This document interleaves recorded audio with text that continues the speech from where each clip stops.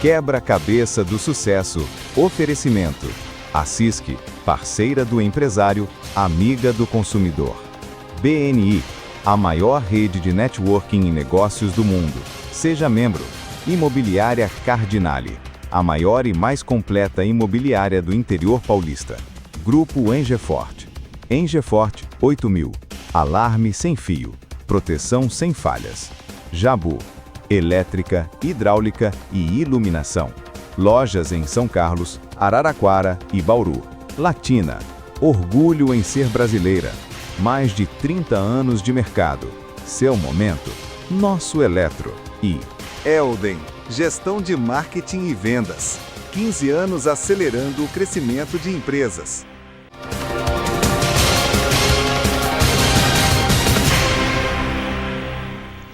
Bem-vindos ao Quebra-Cabeça do Sucesso, o mais divertido e desafiador videocast e programa de TV sobre negócios da nossa região.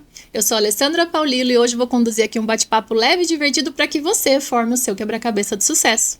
E o tema do episódio de hoje é os desafios na gestão de uma universidade pública. A gestão das universidades federais brasileiras é um sistema complexo, que se baseia na autonomia universitária. Autonomia em administração, na parte didática, científica, na gestão financeira e até patrimonial, garantida pela Constituição Federal de 1988 e operando sob a forma de autarquias federais, vinculadas ao Ministério da Educação. A questão financeira é um grande desafio para todos os reitores, dado o corte nos orçamentos, que impactam diretamente no funcionamento dessas instituições. Mas antes de apresentar a minha convidada de hoje, eu vou trazer para vocês recados dos nossos patrocinadores, que são empresas de muito sucesso. Já está participando da campanha promocional Natal Iluminado e Premiado da CISC? A cada R$ 150 em compra, cadastrando seus cupons fiscais no aplicativo da CISC São Carlos, você concorre a um Chevrolet Onix 0 km. A campanha vai até dia 30 de dezembro, às 18 horas. Então, vai comprando nas lojas participantes, cadastrando seus cupons fiscais, porque quanto mais cadastrar, maior a chance de ganhar. Natal Iluminado e Premiado da CISC. Quem compra aqui, ganha mais. Com 51 anos de história, a Imobiliária Cardinale é referência no mercado imobiliário em São Carlos, Araraquara e região. Reconhecida pela credibilidade, tradição e excelente atendimento, a Cardinale atua com venda, locação, lançamentos e administração de imóveis, sempre conectando pessoas às melhores oportunidades. Com uma equipe experiente e apaixonada pelo que faz, a Cardinale segue fortalecendo o setor imobiliário. Imobiliária Cardinale, experiência que gera confiança. E falando em confiança, sua segurança começa com uma escolha de confiança. O grupo Engefort possui soluções completas para que a sua segurança esteja em primeiro lugar. São vigilantes preparados, portarias presenciais e eletrônicas, viaturas próprias e equipe em prontidão 24 horas por dia e muito mais. Descubra como levar a segurança da sua casa ou da sua empresa. Solicite o orçamento pelo QR Code. Grupo Engefort, segurança com confiança. E agora chegou o momento de apresentar a minha convidada. Ela é nascida em Monte Azul Paulista e formada em fisioterapia pela UFSCar, aonde se tornou professora há mais de 16 anos. Ela é casada com o Wilson e há 3 anos adotou um gatinho persa chamado Birinho. Nas horas vagas, adora fazer artesanato, entre eles o crochê. E também gosta de pedalar, fazer musculação e acompanhar análises políticas nacionais e internacionais. A minha convidada de hoje é a atual reitora da Universidade Federal de São Carlos, Ana Beatriz Oliveira. Seja muito bem-vinda! Obrigada, Alessandra. Eu agradeço pelo convite. Difícil conciliar sua agenda, né? Mas conseguimos. Deu certo, sim. Bia, vamos falar um pouquinho? Pode chamar de Bia, né? Pode, claro. Vamos falar um pouquinho de Monte Azul Paulista? Vamos. Onde fica primeiro? Fica bem perto daqui, mais ou menos 180 quilômetros, perto de Bebedouro, Barretos, Olímpia. Então não está muito distante, não. E o que você lembra da sua infância lá? Foi uma infância muito feliz, assim, eu sempre falo que, apesar de vir de uma família de trabalhadores, da periferia da cidade, a cidade pequena dá muita oportunidade, estrutura, então eu estudava numa escola muito perto da minha casa, sempre tive uma família super bem estruturada, então meus pais me incentivaram sempre a estudar, então eu tenho lembranças felizes, assim, da escola, de brincar na rua com meus amigos, das minhas amigas da adolescência, e foi bom, foi uma infância boa, adolescência boa. E você teve ali grandes mulheres que te inspiraram muito nessa época, né? Queria que você falasse um pouquinho delas. Sim. Bom, acho que começa com a minha mãe, né? Minha mãe é de uma família de muitos irmãos, acho que ela tem 5 irmãos. E ela sempre foi a referência na família, né? Para orientar e, enfim, sempre apoiou tomada de decisão, ajudava meus avós. Então ela sempre foi uma super referência. E eu tive a irmã do meu pai como professora na primeira série do ensino básico, também sempre foi uma referência. E a irmã mais nova do meu pai, que saiu de casa para fazer faculdade, foi estudar em Bauru, na Unesp, e aí eu queria ser sempre como ela. Então, até hoje ela é uma grande referência para mim. E depois eu fiz o curso de fisioterapia, né? Outras muitas mulheres como referência. Então eu tenho essa história assim de ter muitas mulheres para me inspirar, me espelhar. Isso foi muito importante. Em que momento da sua infância ou adolescência você fica encantada com o curso de medicina? Olha, Alessandra, quando eu estava no primeiro colegial, a gente falava, né? No primeiro ano do ensino médio, meu pai ficou desempregado. O local que ele trabalhava era uma autopeças, faliu. Foi no período do governo Collor, né? O mercado abriu e eles não tinham preços competitivos. Hoje eu entendo melhor esse cenário, né? E ele ficou desempregado e eu fui trabalhar. E aí eu consegui um emprego num salão de cabeleireiro na minha cidade. Até hoje é o melhor salão que tem lá. E eu gostava muito de fazer aquilo, né? Mas eu me sentia bastante desvalorizada também, numa cidade pequena, fazer um trabalho que não tinha uma relação com estudo, um diploma. E aí eu falava, não, eu preciso fazer um curso superior. E a medicina, para mim, era um caminho que eu ia ter sucesso, sabe? Eu falava, não, se eu fizer medicina, eu vou ter o respeito que hoje eu não tenho trabalhando nesse lugar, né? Que eu gostava muito, mas que me dava um sentimento, assim, também, às vezes, ruim.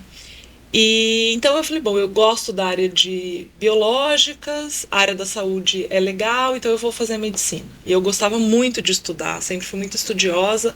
Falei, não, acho que eu vou conseguir. Então foi assim que eu quis fazer medicina, né? E aí, como veio parar na fisioterapia da UFSCar? E aí, bom, eu consegui uma bolsa de estudos no terceiro ano do ensino médio, me mudei para Bauru, então a minha tia, que já estava em Bauru, que era a tia que você admirava. Isso, me levou para lá. Morei na República com ela para poder fazer o terceiro colegial, numa escola particular. Eu saí da escola pública, fui para lá, larguei o trabalho, né, para poder me preparar. E foi o ano que a UFSCar separou o vestibular da FUVEST. Eu ainda peguei FUVEST em 96. Então, até 99 era junto, você tinha que escolher. Ou você escolhia um curso na USP, ou você escolhia um curso na UFSCar. E aí, como a medicina na USP era muito concorrida, eu nem prestei medicina na USP e tinha a outra oportunidade da UFSCar. E não tinha medicina aqui, em 99. E a minha tia falou, presta fisioterapia, é um curso bom. Tem uma amiga que a filha dela tem tentado passar. E aí eu fui ver um pouco sobre o curso. Falei, eu vou me inscrever para fisioterapia. Muito em respeito à figura da minha tia, porque ela tinha me ajudado a estar naquele lugar, a ter oportunidade de me preparar, me inscrevi, né? E foi um vestibular que eu não dei tanta importância, porque não era o que eu queria, mas eu fiz em respeito a ela e pela oportunidade. E foi o meu melhor desempenho. Foi estar mais relaxada, sem pressão. Exatamente, exatamente. E aí eu fui super bem, mas não passei. porque foi o primeiro ano, a lista de espera era pequena, porque se você escolhia o UFSCar, você vinha para cá, né? E aí fui fazer cursinho. E aí no cursinho eu fiquei muito entediada. Um mês de cursinho, eu sabia toda aquela matéria, então não tinha incentivo para estudar. Mas ali ainda com o objetivo de fazer medicina? Ainda com o objetivo de fazer medicina, não tinha passado. Falei, bom, agora eu faço cursinho, consegui manter a bolsa. Que é normal para medicina, né? Super. Fazer 2, 3 anos de cursinho ali. Super normal. Eu tinha ido bem, não passei, mas tinha tido um desempenho pelo meu histórico, né? E por ter tido a oportunidade de estudar com mais afinco por um ano, ver algumas matérias que eu nunca tinha visto nesse ano, eu tive um bom desempenho, né? Embora não tivesse passado. Mas estava muito chato. Porque eu sabia aquela matéria, então estava muito ruim. Ver tudo de novo. E foi bom, porque aí eu fui chamada para UFSCar, porque a lista rodou demais. Como foi o primeiro ano que o vestibular foi feito de maneira isolada, né? E aí, como eu estava entediada, eu falei, não, eu vou ver o que é esse curso. E me encantei de cara, assim. Então, acho que a vida vai levando a gente, né? Por uns caminhos, se a gente está aberto para seguir, vamos embora. E aí, durante o curso de fisioterapia, é isso mesmo que eu quero, adorei. Na primeira semana, porque no curso, a gente, no primeiro semestre, leva os estudantes para a atividade prática da fisioterapia. Então, a gente acompanha os alunos do último ano que estão em estágio, vê como é a clínica. E eu fiquei encantada. Falei, não, é isso que eu quero, isso que eu vou fazer. Aí eu já joguei tudo fora que eu tinha de material do cursinho e tal. Falei, não, aqui que eu vou ficar. E foi fácil a sua adaptação à cidade de São Carlos e à Universidade Federal? Foi fácil. Eu fui morar numa república com 3 meninas que faziam computação, que conheciam muito a universidade, então elas me introduziram super bem. A UFSCar, ela sempre teve, né, um programa de apoio para estudantes em condição de vulnerabilidade social. Então, eu vim de uma família pobre, então não tinha como me manter aqui sem nenhum apoio, né? Então, eu consegui uma bolsa para comer no RU, gratuitamente. Tinha um outro fundo de apoio financeiro, que era uma bolsa que chamava FAF, que também me dava um dinheiro mensalmente para eu me manter. Oportunidades de bolsa de extensão, depois eu fiz iniciação científica. Então, assim, me introduzi super bem. Apesar de ter chegado com um mês de aula, acho que foi uma adaptação rápida, assim. Queria tanto estar nesse lugar da educação superior que tirei de letra, assim. E aí, durante a faculdade, em algum momento você pensou em ser professora? Porque você, durante a faculdade, faz um estágio na Faber-Castell e vivencia também essa vida empresarial, né? Sim. Durante o curso, eu achava que eu ia para a área de fisioterapia neurológica, né? A neurociência sempre me instigou, porque é uma área mais complexa, as doenças neurológicas demandam um trabalho mais persistente, eu gostava muito. Mas quando fiz a disciplina de saúde do trabalho, fisioterapia do trabalho, prevenção de lesão ocupacional, eu fiquei muito encantada, porque a gente fazia um projeto prático que, assim, me colocou em contato com o método científico, me deu segurança de uma coisa, nossa, isso eu sou capaz de fazer, acho que consigo fazer bem. E quanto ajuda, né? Quanto previne. Isso, então tinha uma certa desconexão com o processo de reabilitação, porque a gente chega antes do problema, né? Então eu me apaixonei por essa área, fui fazer iniciação científica nessa área e fiz o estágio na Faber-Castell. Gostei muito. Teria trabalhado com isso também tranquilamente. Mas o método científico, a ciência e a docência já era também um desejo que eu tinha, né? Então ali, durante a iniciação científica, eu já sabia que eu queria fazer um mestrado, doutorado e ser professora, né? Mas eu também falava assim, que se não desse nada certo, eu ia ser cabeleireira. Não tinha nenhum problema. Nunca esqueceu a experiência no salão. Não, até hoje eu faço minhas coisas, né? É que você tem dons manuais também, né? Sim, gosto muito. De tudo que é manual, eu gosto muito. Então é isso. Foi uma super experiência na Faber-Castell, mas a área acadêmica era a minha área principal, assim. Então, ia jogar todas as fichas nela. Se desse certo, muito bom. Se não desse também, eu me adaptaria a outra trajetória, né? Mas foi assim. Para quem não está acostumado com uma carreira universitária e está assistindo o programa e está tendo esse contato pela primeira vez, né? Então, para quem pretende seguir uma carreira universitária, ser um professor universitário hoje, ele tem que seguir alguns passos para chegar lá. Então, formou, que não precisa ser na UFSCar, né? Pode ser qualquer faculdade. Qualquer faculdade. E aí tem a necessidade de fazer o mestrado. Você pode explicar um pouquinho do mestrado? Claro. E aí a gente chega no doutorado. Claro. O mestrado é quando a gente tem uma primeira experiência na condução de um projeto de pesquisa, né? Então, você desenvolve uma pesquisa para se apropriar do que é o método científico, como que você busca respostas consistentes para perguntas que a gente ainda não conseguiu responder, né? O mestrado, ele não define a trajetória acadêmica, né? Então, eu posso fazer mestrado e trabalhar na empresa. Inclusive, é muito bem-vindo isso, né? O método científico, eu falo, ele ajuda a gente na vida, né? Você conhecer a ciência, entender de onde vem o conhecimento e produzir processos de trabalho é muito legal. Mas se você quer ser um professor universitário, aí você precisa fazer o doutorado, que aí no doutorado, já conhecendo o método científico, você desenvolve com autonomia uma pesquisa maior, mais robusta, e aí você tem a titulação que tem sido exigida nos concursos de universidades, principalmente públicas, né? Agora, também não é garantia, porque a competitividade hoje é muito alta, né? Mas você também tem áreas de conhecimento que só com mestrado você já pode passar num concurso, né? A área de conhecimento, o território brasileiro é muito grande, então tem universidades que demandam pessoas e abrem concurso para mestre, para conseguir preencher as vagas. Mas é isso. Então, para ser um professor universitário no estado de São Paulo, de uma universidade pública, você precisa ter o doutorado.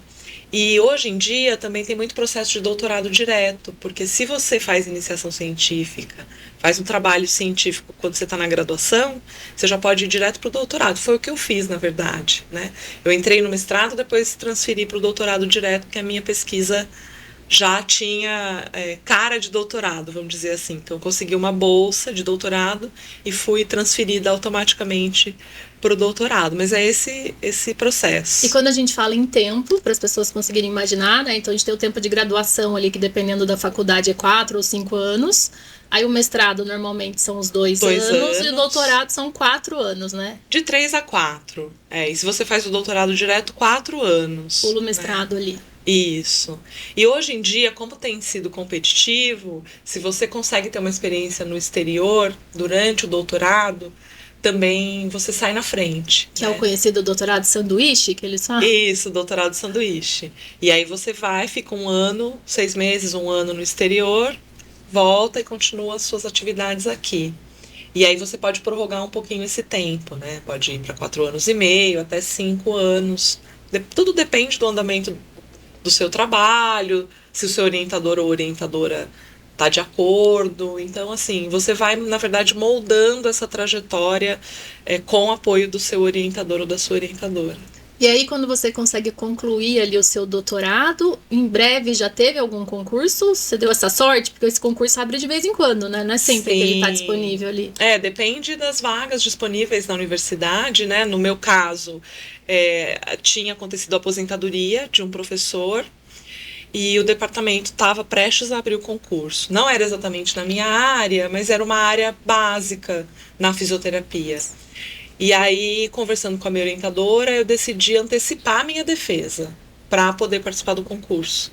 Então, eu defenderia em março e defendi em novembro. Então, eu consegui participar. Na verdade, eu fiz um concurso na Federal do Triângulo Mineiro, fiz um concurso em Santos, na Unifesp, e aqui. E aí, como é esse concurso para professor? Tem prova escrita, prova oral, apresentação? Como é que funciona? Na verdade, tudo depende do edital, né? Mas, em geral, você tem uma primeira fase que é uma prova escrita, e aí, se você é aprovado na prova escrita, você vai para a segunda fase, que é uma prova didática, você precisa dar uma aula. Nessas 2 provas, os temas são sorteados no dia anterior. Eu tenho uma lista de temas, sorteia e... Você tem que se preparar para todos. Isso. Na verdade, a prova escrita, você tem 1 hora para se preparar. Então, não sorteia no dia anterior, sorteia no mesmo dia. Na didática você tem 24 horas e depois tem análise do currículo. Às vezes tem a defesa de projeto e de memorial, então tudo depende da universidade. É um processo bem estressante, assim, porque você tem muita gente boa competindo. E existe uma banca de professores que aprova, que escolhe o melhor ali? Isso, tem uma banca que, na verdade, conduz o processo de acordo com o edital. Então, a regra do jogo toda está no edital e os professores da banca vão avaliando e fazendo cumprir o edital. Então, para a prova escrita, você tem alguns critérios que precisam ser atingidos. Para a prova oral, didática, né, a mesma coisa. E aí os professores da banca, são 3 professores ou 5 professores, depende do concurso, vão conduzindo esse processo até chegar a uma lista de classificados, né? Geralmente aprova-se mais de um candidato, porque as pessoas têm boas condições, né? E às vezes a universidade consegue chamar o segundo colocado depois, né? Que foi o que aconteceu no meu concurso. Então Você não assim. foi a escolhida na tua vez. Como foi lidar com essa frustração? Não, eu fui. Ah, entendi que você foi a segunda. Não. No meu concurso, a segunda colocada, que era uma amiga minha do laboratório, também foi chamada 6 meses depois. Entendi. Então, só para dizer que isso costuma acontecer. Na Federal do Triângulo Mineiro, eu fiquei em segundo lugar. Na Unifesp, em São Paulo, eu passei em primeiro. E aqui eu passei em primeiro. Então, foi uma frustração inicial no Triângulo Mineiro, mas como era o primeiro concurso que eu estava fazendo, foi um aprendizado, né? E aí eu fui aprovada em Santos e fui aprovada aqui. E resolvi ficar aqui, porque interior de São Paulo... Mas Santos tem praia. O curso aqui, ele já tem uma tradição grande, né? Foi o primeiro programa de pós-graduação em fisioterapia, é super reconhecido, estou mais perto da minha família, então resolvi ficar no interior mesmo, né? E aí começa a dar aula. Como foi essa experiência da Bia em sala de aula? Foi insana, Alessandra. Por quê? Porque quando eu estava no doutorado, eu me dediquei muito à parte de pesquisa, né? E tive poucas experiências de aula, em sala de aula, né? Então, quando eu fui contratada, né, numa quinta-feira, e segunda-feira eu tinha que dar aula de uma disciplina que eu nunca tinha dado aula. Isso era muito jovem, né? Foi em 2009, eu tinha 28 anos. E eu tive que preparava a aula de um dia para o outro, assim. Então foi um semestre muito cansativo, muito energético para me manter acordada, preparando a aula, né? E eu falo que os alunos foram minhas cobaias, né? Mas depois eles me escolheram como patronesse da turma. E eu falei, bom, acho que eu fiz um bom trabalho. Mas aí os anos seguintes já foram mais tranquilos, né? Depois chegou uma professora que começou a dividir disciplina comigo, que hoje está trabalhando sozinha, né? Porque eu estou afastada, porque estou na gestão. Mas foi uma trajetória gostosa, assim. Mas a Bia professora era mais boazinha, com essa carinha boazinha, ou era uma Bia mais brava? Você tem uma cara de boazinha. Eu sou boazinha. Eu vejo o professor como alguém que conduz e apoia o estudante na sua trajetória, né? Então, assim, não acho que eu não sei tudo, o conhecimento não está comigo, não sou eu que vou transferir para o estudante, eu vou criar condições para o estudante ir atrás e se preparar, e de acordo com o que a gente vai orientando, ele vai construindo a trajetória dele ou dela, né? Então eu sou super tranquila, assim, sou às vezes até demais.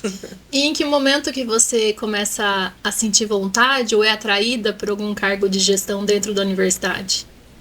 Então, quando eu entrei como professora aqui na UFSCar, eu fui a primeira de uma leva de professores novos, né? Fazia, eu acho que 4 anos que não chegava nenhum professor novo. E houve, né, nas universidades, um período grande que ficou-se sem contratação, né? E aí você precisa que os professores assumam cargos. A universidade, ela se autodirige, né? Então, o professor é coordenador de curso, é chefe do departamento, é diretor do centro, é o reitor ou a reitora, pró-reitor ou pró-reitora. E quando eu cheguei, todo mundo queria que alguém assumisse a chefia do departamento, porque todo mundo já tinha passado por aquele lugar. Aí eu falei, bom, vou lá, e fui me chamaram para ser vice-chefe. Eu já estava no 2º ano de universidade. Aí eu falei, bom, se for para ser vice, eu posso ser chefe, não tem problema, porque eu sou dedicada, me envolvo com as coisas e pessoal aceitou. Então eu fui, logo depois que eu cheguei, eu já virei chefe de departamento. E isso foi um desafio para você naquele momento? Foi. É muito difícil ser chefe de departamento na universidade. Talvez seja mais difícil do que ser reitor ou reitora. Por quê? Porque você está lidando com seus pares direto, né? Ali no ambiente que se autorregula, né? Hoje você é chefe, amanhã você não é mais. É diferente da iniciativa privada, que depois que você é chefe, ou você sobe ou você sai, né? Então é um desafio. E ali é um sobe e desce, né? Isso. Eu tô reitora hoje, daqui a pouco eu tô professora. Tocando a minha vida ali, dando aula, né? Então essa hierarquia é desafiadora. E aí uma professora jovem, né, recém-chegada, a maioria dos meus colegas de departamento tinham sido meus professores. Então, assim, não foi fácil. Impor essa liderança, né? Não foi fácil. Mas, assim, também sempre teve professoras, principalmente muito próximas, que tinham liderança e que iam ajudando, sabe, a enxergar a universidade de um outro local, porque é isso, né? Quando você está em um cargo administrativo, você passa a enxergar todo o processo da universidade desse lugar. Quando você está só dando aula, fazendo suas pesquisas, não é só, né? Mas é uma outra entrega, você não consegue ter essa visão, né? Então foi também uma oportunidade para ver a UFSCar desse outro lugar, exatamente. E aí de chefe de departamento? Aí aquela chefe de departamento que sempre fala, que sempre tem opinião, que sempre se coloca, né? Aí eu fui instigada pelo diretor do Centro de Ciências Biológicas e da Saúde a me candidatar a ser diretora, né? E foi assim, havia no departamento uma professora que tinha sido diretora de centro. E a gente tem um acordo que um ano é um diretor da área da saúde e um ano é um diretor da área das biológicas, porque é centro de saúde e biológicas. E ela me falou, olha, como que está o processo eleitoral? Porque a próxima direção é da saúde, a gente precisa prestar atenção, ficar de olho e tal. E eu fui conversar com o diretor, falei, professor, quando que vai ser a eleição? Por que você quer saber? Você quer ser diretor? Eu falei, não, de jeito nenhum, só estou perguntando, só quero ajudar a entender esse processo. E aí ele me falou que ainda faltava um ano e tá bom, voltei pro departamento, conversei com meus colegas que faltava um ano, então falta um ano, ok. E aí comecei a me envolver nos espaços de debate mais político, de entender esses movimentos, e aí 2 grupos vieram me falar comigo para que eu me candidatasse. Eu falei, não é possível, né? Vou eu agora, nessa altura do campeonato, me candidatar. E aí conversei com muitas pessoas e tive bastante apoio e resolvi encarar. E aí em 2014 assumi a direção do Centro de Ciências Biológicas e da Saúde e fui cada vez mais me envolvendo nesse processo de debate da universidade. Só vou te fazer uma pausa para quem não está nesse mundo da universidade, né? São 3 diretores de centro na universidade? Na verdade, na UFSCar... Como é que se divide isso, só para o pessoal entender? A UFSCar, ela é organizada por área de conhecimento, né? Então, em São Carlos, são 3 centros. Tem o de Humanidades e Educação, o de Tecnologia e Ciências Exatas e o de Biológicas e Saúde. E qual é o papel do diretor? O diretor de centro, ele coordena todas as atividades acadêmicas da universidade, que são as atividades de ensino, pesquisa, extensão. Então, embaixo do diretor estão vinculados os cursos de graduação, os programas de pós-graduação e os departamentos, que são as unidades de gestão de pessoal e da infraestrutura da universidade, né? E aí a UFSCar tem outros centros, né, nos outros campi, mas aqui em São Carlos são 3 dessas 3 áreas. E nessa nova função sua, qual foi o seu principal desafio aí? Qual onde você teve mais dificuldade em todas essas áreas? Olha, acho que a dificuldade foi sair da caixinha da fisioterapia, né? Porque você passa a ser diretora de todos os cursos. Exato. Então tem um período de conhecer todas as outras áreas, né? Mesmo dentro da saúde, você tem processos diferentes. Por exemplo, a formação da enfermagem é bem diferente da formação da fisioterapia. O tipo de aula prática é outro, o currículo tem outra organização. E a biologia também é diferente, né? E na universidade, você tem também os processos históricos que interferem, né? Então, conhecer o passado, entender a história, para saber por que tal pessoa não se dá com tal pessoa. A cultura organizacional das empresas é igual ali. Imagino que sim, viu, Alessandra? Como eu não sou da área privada, mas eu imagino que sim. Então, vai um tempo até as pessoas confiarem em você, porque tem isso também, né? Mas foi também um super processo de aprendizado, assim, e olhar a universidade desse lugar, conhecer que a UFSCar não é só São Carlos, né, que há um sistema de gestão muito participativo. Então, eu brinco, todo mundo acha que o reitor super manda na universidade, que imagina, o reitor conversa muito, media muito conflito, faz muita articulação e faz o que o colegiado decide, né. Então, foi um processo rico também. E para a gente chegar lá na reitoria, então, a Bia fica ali de diretora de centro, vai tendo todo esse aprendizado, e aí, para ser reitora, é uma nova candidatura, né? Como é que foi esse período entre a diretora e a candidatura para reitora? Bom, quando eu fui diretora, estive diretora de centro, também sempre fui muito participativa nos espaços, né? E nós tivemos... entre 2016 e 2020, muitas disputas pelo projeto de universidade que estava colocado, né? Então, a gente teve uma reitora, a reitora Wanda, que tomou posse em 2016 e que veio com ideias muito diferentes daquelas que vinham sendo construídas, né? Então, participei de muitas discussões, porque muitas vezes não concordava, então fui sempre me colocando e ajudando a construir a universidade que eu sempre acreditei. E quando você faz isso, você fica em destaque, ganha uma visibilidade que nem é almejada, mas que acaba acontecendo. E aí, a universidade, a cada 4 anos, conduz um processo de eleição para a reitoria, né? E em 2020, quando nós estávamos na pandemia, houve, então, um processo eleitoral. O candidato a reitor foi o professor Adilson, que é professor do Departamento de Física, e a vice-reitora que foi candidata foi a professora Maria de Jesus, que é da área de Psicologia, e eles me convidaram para ser pró-reitora de Extensão. E eu não queria, porque estava num momento pessoal que eu queria ficar mais quieta, mais sossegada, mas também entendi que tudo que eu tinha conseguido defender e, de certa forma, construir, precisava ter uma continuidade, né? Que eu poderia contribuir na extensão. Então eu topei, aceitei o convite, ajudei a construir a campanha. Nós ganhamos com uma quantidade muito expressiva de votos no primeiro turno da eleição. E começamos uma batalha pela nomeação do Adilson. Posso fazer uma pausa só para traduzir para quem está assistindo?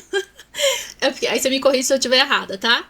A eleição na universidade vota professor, vota aluno e vota técnico, cada um com seu peso, dependendo do número ali, e sai o nome dessa eleição. Mas isso não significa que essa pessoa vai ser reitora. Os nomes precisam ser passados para alguém que vai aprovar, né? Então você fala, nós ganhamos, primeira etapa concluída. Isso. Agora tem que passar para uma aprovação. Isso mesmo. Então, é que é tão natural isso pra você, mim que eu acabo esquecendo. Meu papel aqui é só ir traduzindo. É isso mesmo, Alessandra.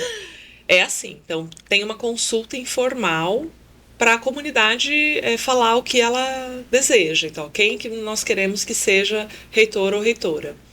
E essa disputa a gente venceu, né? Mas a legislação, ela pede que a universidade faça uma eleição num colégio eleitoral, que então é um grupo que representa o todo da universidade. Como se fosse um conselho, assim. Isso. Na universidade, esse conselho é o conselho universitário. O colégio eleitoral é o conselho universitário. E esse colégio tem a obrigação de elaborar uma lista tríplice e enviar para o presidente da República nomear o reitor ou a reitora. A UFSCar, nos anos 80, mandou uma lista tríplice e o reitor que a universidade queria não foi nomeado. Então, desde aquela época, o que a UFSCar faz? Ela consulta a comunidade para saber quem que a comunidade quer que seja o reitor ou a reitora e, com base nisso, monta o conselho, elege uma lista tríplice com 3 pessoas da confiança do reitor ou da reitora que foi eleito. Que seguirão o mesmo plano de atuação. Ali. Exatamente. Que se forem eventualmente nomeados, vão implantar o projeto que foi escolhido pela comunidade, né? Então foi isso que aconteceu. O Conselho Universitário colocou lá o nome do professor Adilson, com a grande maioria dos votos. Depois veio o meu nome, porque eu estava na equipe, seria pró-reitora. E depois o nome do professor Rodrigo, que seria o pró-reitor de pós-graduação. E... para a surpresa de todos... Exato. Ali era o Bolsonaro. Foi no governo Bolsonaro. Historicamente, os presidentes respeitam a vontade da comunidade e nomeiam o primeiro nome da lista. E o que aconteceu no governo Bolsonaro, que já tinha acontecido também no governo do Fernando Henrique, em uma ocasião só, foi que ele nomeou mais de 20 reitores ou reitoras que não haviam sido o primeiro da lista. E na UFSCar aconteceu isso. E qual a explicação para isso? O que eles alegam? Eu acredito que ele tinha a intenção de causar instabilidade na universidade. Porque foi um governo que atacou muito as universidades e que tentou implantar mesmo uma guerra cultural, anticientífica. Então eu acredito que eles queriam que a UFSCar ficasse instável. Independente do nome que tivesse ali. Isso, exato. Talvez pensou que uma mulher jovem da área da saúde não fosse dar conta. E, assim, teve uma força muito grande da comunidade, né, que reconheceu muito meu nome e que me deu muito apoio. E aí, eu não tinha escolha, né, Alessandra? Mas como assim? Você recebe essa notícia de que a reitora agora é você? E aí? Foi um baque grande, porque embora a gente soubesse que isso estava acontecendo em algumas universidades, você nunca imagina o que vai acontecer com você, né? Então, mas aconteceu. Tava todo mundo muito ansioso, esperando a nomeação, que não saía, estava super atrasada. E depois que eu fiquei sabendo que as pessoas ficavam até de madrugada esperando sair o diário oficial, e eu acordei 3 da manhã, peguei o celular, olhei o WhatsApp, tinha 1000 mensagens, assim. Chorei muito naquele dia. Mas se eu não assumisse, o presidente poderia colocar um interventor. Que ia ser muito... Ia ser muito drástico. ruim, porque seria alguém que a comunidade não reconheceria, aconteceria tudo que aconteceu nos anos 80. Então eu não tinha escolha, eu nunca pensei em não assumir.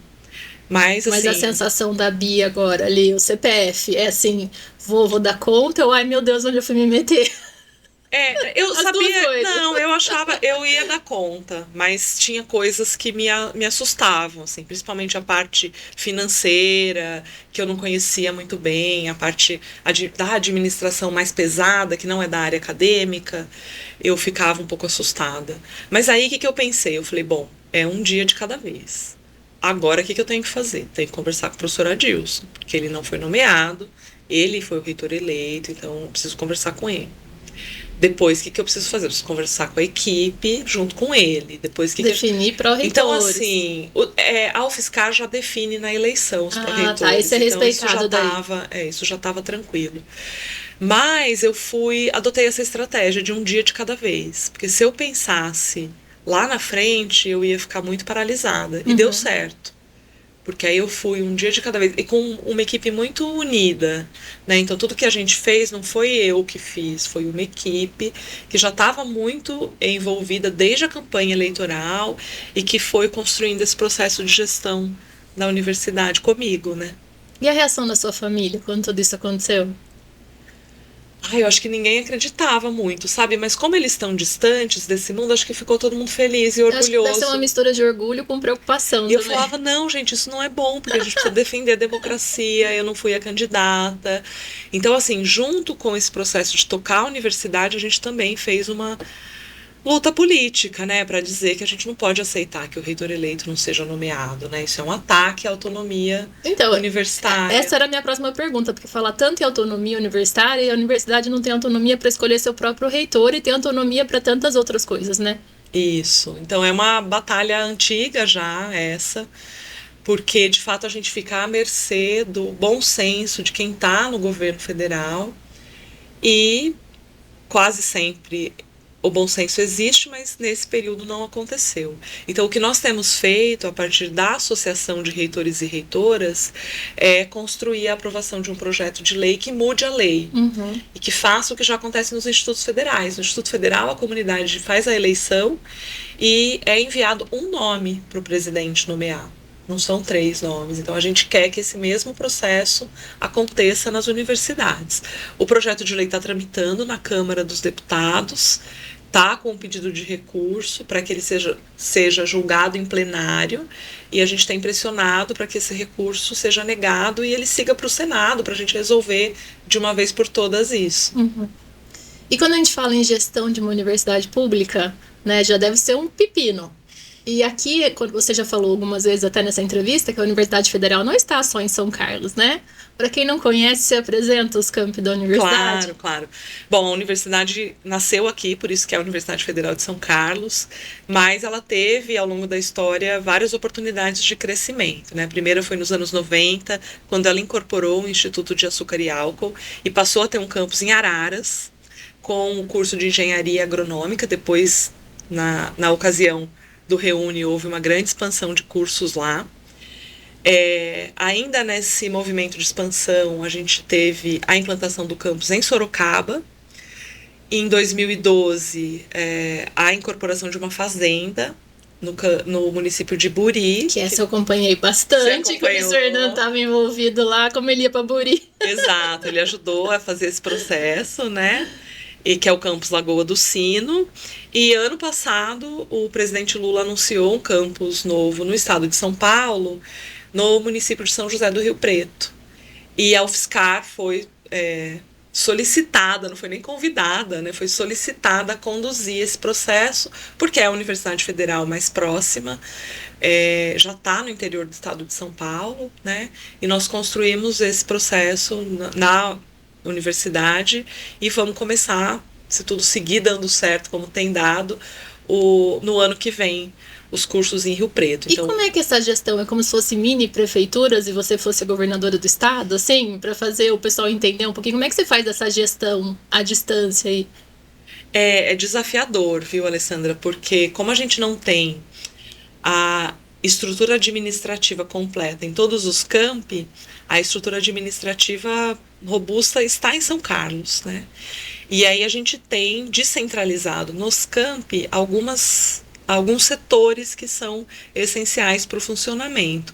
E há a figura do diretor ou da diretora de campus que me representa, né, no campus. Então, estou representada em Sorocaba pela diretora de campus, que está lá em Lagoa do Sino pelo diretor. Araras não tem essa figura, porque como eles têm um centro só, ainda não conseguimos avançar nessa direção, mas então tem essa representação de uma pessoa que responde pela reitoria, e a gente tem construído fluxos multicampi, né? Então tem pessoas que estão em Sorocaba que estão fazendo processos aqui de São Carlos ou de outro campus, então cada vez mais a gente tem avançado em ter uma gestão mais descentralizada, né? E existe muito ciúme entre eles? Muito. Eu imagino que é igual filho, né? Eu não você tenho... tá dando mais atenção lá, você tá dando mais... Eu tenho um só, também não consigo. Eu não tenho filho, mas vê. eu imagino que sim. E aí o que eu aprendi, tanto na reitoria, é que cada campus tem um processo histórico que explica muito desse comportamento, né? Então, assim, o desafio tem sido mostrar para as pessoas e construir uma compreensão com as pessoas que cada campus tem a sua história, a sua importância, o seu papel estratégico. As suas demandas. Isso. E que São Carlos não é o melhor campus, né? São Carlos é o campus mais antigo. E que querer ser São Carlos é um equívoco, porque eu acho que a gente tem que se transformar, se modernizar. Então, os campos mais jovens têm uma oportunidade de fazer diferente, né? Então eu tenho buscado construir esse entendimento. Não queiram ser São Carlos, porque São Carlos, por ser mais antigo, está estruturado de uma forma muito desatualizada, eu acho, né? Eu acho que essa estrutura de departamentos que a gente tem aqui já não tem feito tanto sentido, a gente fica muito preso nas caixinhas das áreas. Então, mas é isso, tem ciúme bastante. E quando a gente fala do campo de São Carlos, que a gente tá aí com 55 anos já, falei, quando eu entrei, tinha acabado de comemorar 25, né? É um grande desafio para você também, principalmente para essa questão financeira e todos esses cortes, porque é um campus antigo, que os laboratórios são antigos e que precisa de dinheiro. Exato. Como é que é essa parte financeira?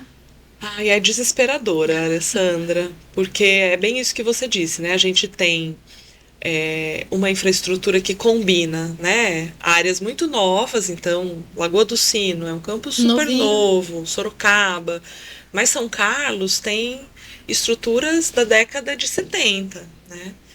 E a gente tem um problema crônico aqui de infiltração, e quando chove muito, entra água nos laboratórios, e aí não ter recurso suficiente para fazer as manutenções necessárias é um sofrimento para a gente, porque a gente sabe o que precisa ser feito, mas não tem condições, né? Então a gente tem feito um trabalho muito grande de trazer as pessoas para defender a universidade, né? O UFSCar entrega muito para a sociedade, tanto formando pessoas, quanto produzindo conhecimento, ocupando espaços na área de educação, na área de tecnologia, na área de assistência social, saúde, né? Quando a gente tem abertura nos municípios, isso fica, então, cada vez mais forte e melhor. Então, ter a sociedade defendendo a universidade é fundamental. E a gente tem também feito um trabalho de busca de emenda parlamentar, porque há um volume de recursos considerável com os parlamentares, e temos buscado apoio para conseguir minimamente manter essa universidade funcionando, né? Agora, quem vai no campus em São Carlos vai ver que tem buraco no asfalto. Hoje de manhã eu passei por lá, falei, puxa vida, que desesperador. Mas à tarde eu vi que eles já estavam tapando alguns buracos. Então é assim, a gente vai lidando com a escassez, mas sempre com bastante otimismo, né? Eu tenho um otimismo que me move, assim, a seguir trabalhando, acreditando que cada dia vai ser melhor e que a gente vai conseguir um financiamento mais adequado. Amém. Ô Bia, chegou uma hora do programa que eu vou te passar um desafio. Que é escolher 3 peças de quebra-cabeça que estão sobre a mesa, 3 palavras que fizeram mais sentido na sua trajetória até aqui. Pode mexer, pode fazer bagunça, pode escolher 3 peças. Eu vou passar recado de patrocinador e volto para saber as peças que você escolheu, tá bom? E quando o assunto é iluminação? Iluminar bem é transformar cada ambiente em experiência. Na Jabu, você encontra uma relação completa de soluções que unem estética, funcionalidade e tecnologia. Cada peça é escolhida com cuidado para atender diferentes estilos, diferentes necessidades e diferentes etapas da obra. Seja para criar um clima aconchegante, ou para destacar aquele detalhe no ambiente, ou até para garantir a eficiência do dia a dia. A linha de iluminação da Jabu oferece opções que acompanham a sua visão do começo ao fim. Descubra como a iluminação certa pode transformar ambientes. Jabu, elétrica, hidráulica, iluminação, decoração e bem-estar. O BNI é a organização de networking estratégico maior do mundo, presente em 77 países, com quase 350 mil empresários ativos. No Brasil, já são mais de 20 mil membros. Essa é uma comunidade que conecta negócio com método, propósito e resultado concreto. Se você já faz parte, está no lugar certo. Se você ainda não faz, está na hora de entender como é crescer com estratégia. Procure uma equipe BNI mais próxima a você no site www.bnibrasil.com.br. E toda marca tem uma história para contar, mas para que ela seja lembrada, ela precisa marcar. Há 15 anos, a Helden transforma comunicação em impacto real, criando conexões que aproximam empresas de pessoas e resultados de conquistas. Cada projeto é pensado de forma estratégica, com criatividade e cuidado, aonde cada detalhe importa, porque entendem que marcas fortes não são construídas por acaso, mas uma soma de experiência, inovação e constância. Helden, uma trajetória que deixa marcas. E o fim do ano está chegando, é uma época de muita celebração e de escolher presentes para quem a gente ama. Que tal um presente que traz conforto e utilidade para o dia a dia? Purificadores que garantem água pura, lavadoras que simplificam a rotina ou ventiladores que trazem conforto.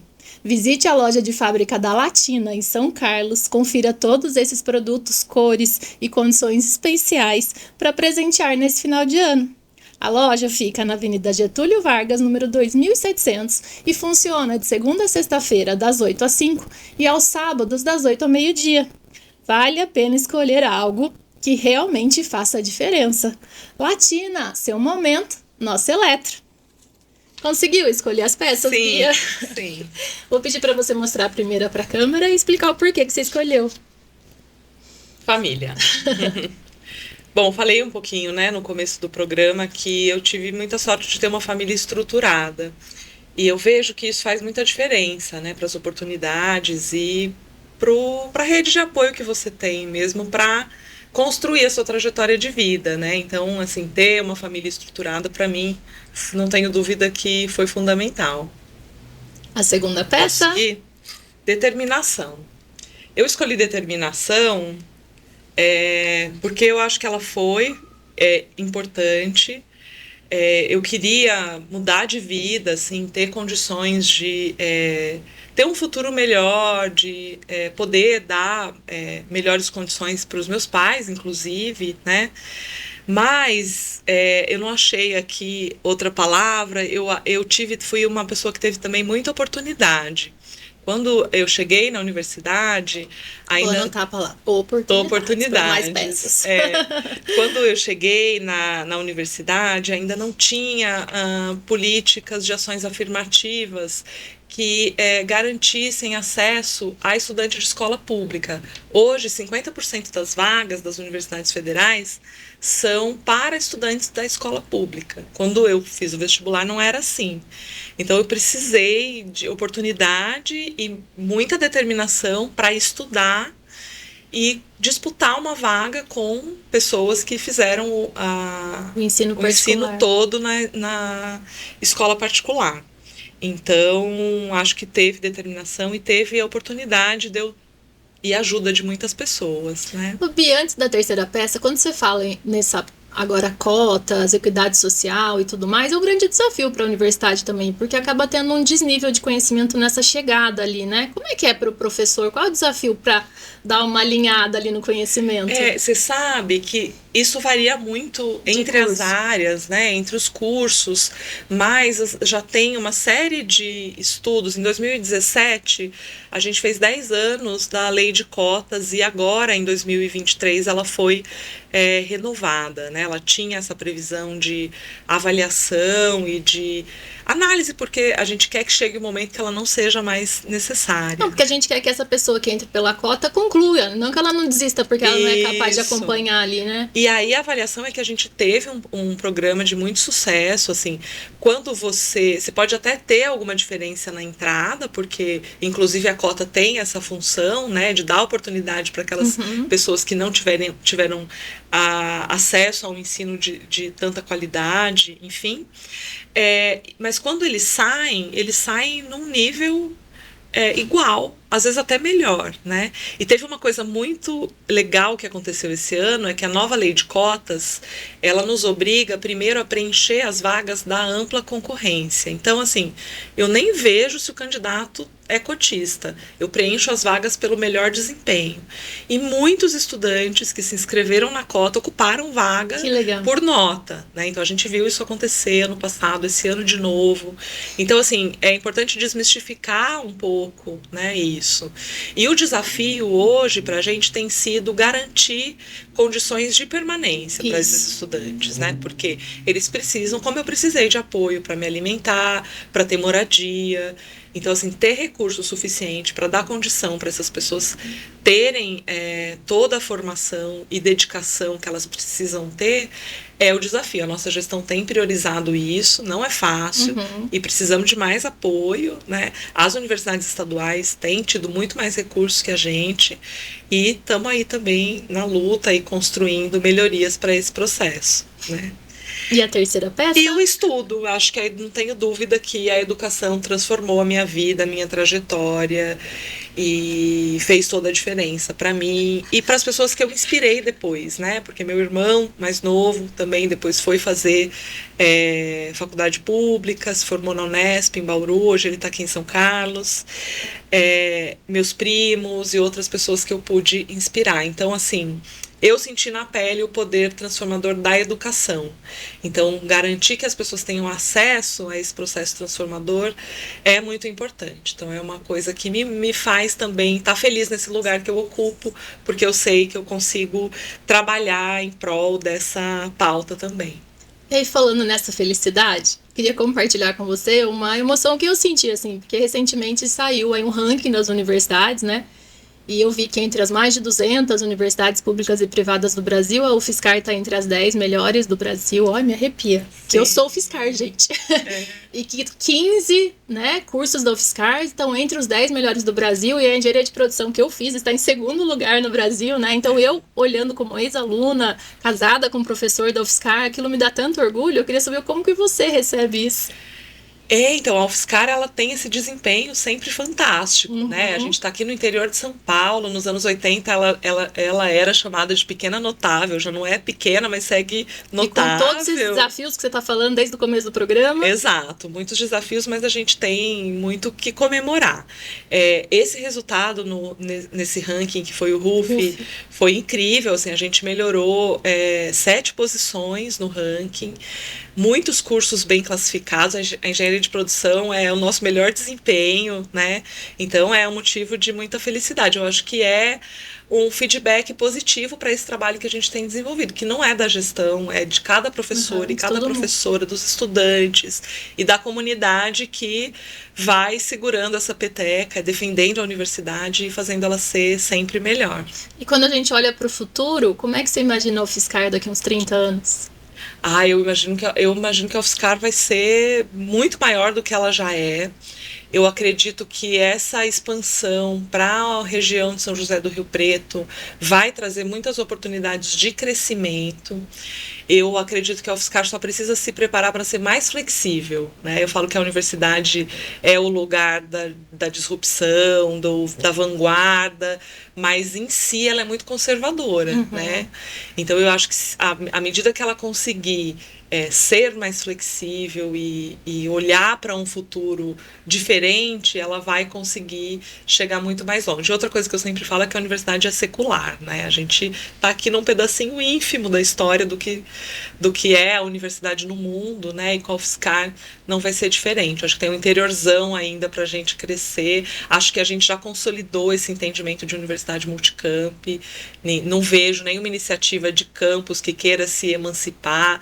E eu espero que continue assim. Mesmo não estando na reitoria, eu vou continuar trabalhando para uma universidade única, né? Uma UFSCar que está aí no interior e que vai seguir crescendo e se expandindo. E quando eu olho para a Bia, né, essa vencedora que veio através do estudo e conquistou tanta coisa, né, se graduou cedo e conseguiu fazer o doutorado e entrou no concurso e foi diretora e foi reitora, você tem algum sonho ainda? Eu acho que eu nunca vivi assim de sonhos, né? Claro que tinha um propósito e de construir a minha carreira mas eu sou uma pessoa sempre aberta para o que vem. Então eu não projeto, não projetei ser diretora de centro, não projetei ser reitora. Agora o que eu quero, Alessandra, muito é terminar essa gestão entregando à universidade melhor do que eu recebi. Mas você ainda tem uma reeleição aí, né? Não, já fui vezes, eleita. Verdade, acabou de ser reeleita. Fui reeleita. Para mim também foi muito importante. A gente ganhou a eleição com 80% dos votos. Então foi uma aprovação, né, do que aconteceu por acaso. Já passou a sua reeleição. Já passou. Então o que eu quero é entregar essa universidade melhor, voltar para a sala de aula. Eu sinto muita falta da sala de aula. E tá aberta para o que vier. Não tenho pretensões, não. Tô bem feliz. E acabando o nosso tempo, mas eu queria fazer essa pergunta de como é que você mantém esse equilíbrio, essa calma? É na musculação, é na bicicleta? Porque eu vou começar a fazer, entendeu? Pra me inspirar, porque, né, com tantos desafios, com tantos problemas, você mantém sempre essa calma. Eu sou uma pessoa que sempre procuro estar por dentro de tudo, assim. Então, é claro que eu não participo de todos os processos, é humanamente impossível, mas eu tô muito bem informada de como as coisas estão andando, acontecendo, e eu acredito que isso me dá segurança, né, dessa condução da universidade, da gestão. Eu acompanho, né, você falou no comecinho que eu acompanho muita análise política, então isso também me ajuda a situar a universidade nesse cenário externo, procuro sempre estabelecer boas relações. Então eu fico tranquila. Claro que a atividade física ajuda, eu sou da área da saúde, preciso defender, né? Ajuda, é fundamental para a gente manter a saúde mental, mas eu tenho essa personalidade tranquila, sempre tive, viu, Alessandra? Então... Obrigada, viu, por ter vindo até aqui, para a gente ter conseguido conciliar a agenda e você trazer toda essa visão, né, da universidade para a sociedade, que é muito importante. Imagina, eu que agradeço pela oportunidade, estou sempre à disposição para estar nos espaços, para receber vocês na UFSCar, vai ser uma satisfação enorme. Muito obrigada. E para vocês que estão assistindo, já sigam a gente em todas as redes sociais, @Quebra-Cabeça do Sucesso. E a gente se vê em breve, então, na próxima peça desse nosso Quebra-Cabeça.